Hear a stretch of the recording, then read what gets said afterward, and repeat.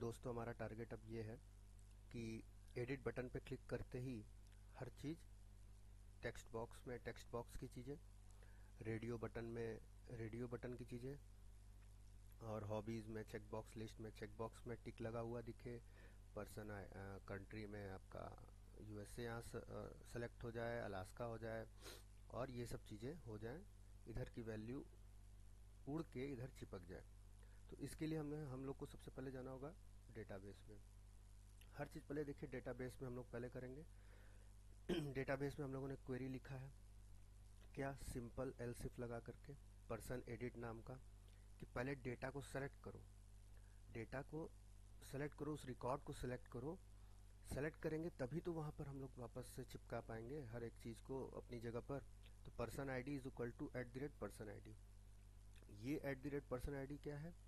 ये वो वेरिएबल है जो कि हमें डेटाबेस में यूज़ करना है, और उसको लाने के लिए जो @पर्सन आईडी है वो है हमारा वहाँ पर e.command आर्गुमेंट। उसको लाने के लिए यहाँ पर @पर्सन आईडी हम लोगों ने लिख रखा है। तो चलिए इसको इतना लिखने के बाद हम लोग को अल्टर कमांड से इसको एग्जीक्यूट कर लेना है। अल्टर कमांड चला के एग्जीक्यूट कर लेंगे। एग्जीक्यूट सक्सेसफुल हो गया है। हम लोग आ जाएंगे अपने एप्लीकेशन में। एप्लीकेशन में देखिए हमने क्या क्या किया हुआ है।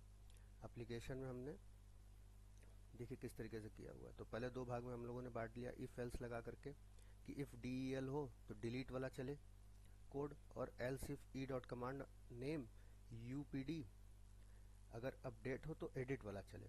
upd या एडिट भी लिख सकते हैं आप, जो चाहे वो लिख सकते हैं। तो इसके लिए देखिए हम लोगों ने क्या किया, सिक्वल कनेक्शन कमांड लिखा हुआ है स्टोर प्रोसीजर से ही। यहाँ देखिए पर्सन आईडी को मैंने यहाँ असाइन किया है e.command आर्गुमेंट। फिर इस तरीके से डेटा को सेलेक्ट करना है, डेटा को लाना है, hda.fill में dt को सेव कर देना है।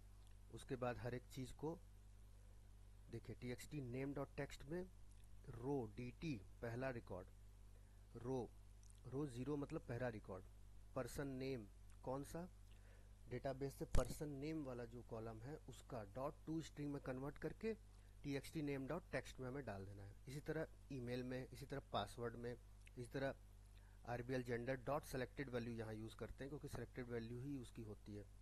इसी तरह हॉबी में क्या करेंगे, अब हॉबी के लिए देखिए यहाँ ट्रिक खेलना होगा।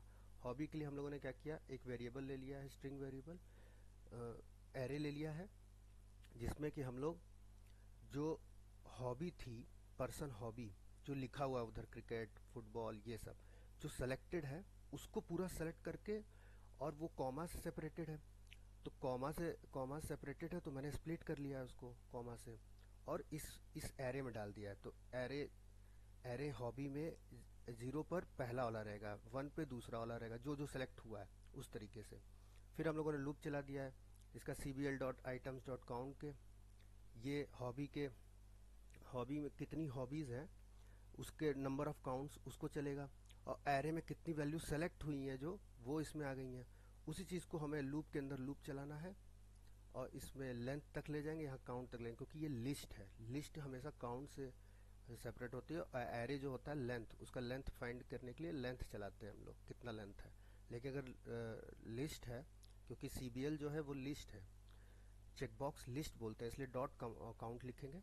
और ये रहा उसका लॉजिक, प्रॉपर लॉजिक है कि cbl.items का जो टेक्स्ट है अगर वो इक्वल हो जाए array.hobbies.j मतलब जे से, जो सेलेक्ट जो हमने ले रखा है, अगर ये दोनों इक्वल हैं, हर एक से कंपेयर करेंगे हॉबीज़ में से कि टेक्स्ट को इससे हर एक से कंपेयर करते जाएंगे, अगर है तो उसका जो है चेकबॉक्स लिस्ट का आइटम सेलेक्टेड ट्रू हो जाए, मतलब टिक लग जाए, और उसके बाद हम लोग ब्रेक हो जाए।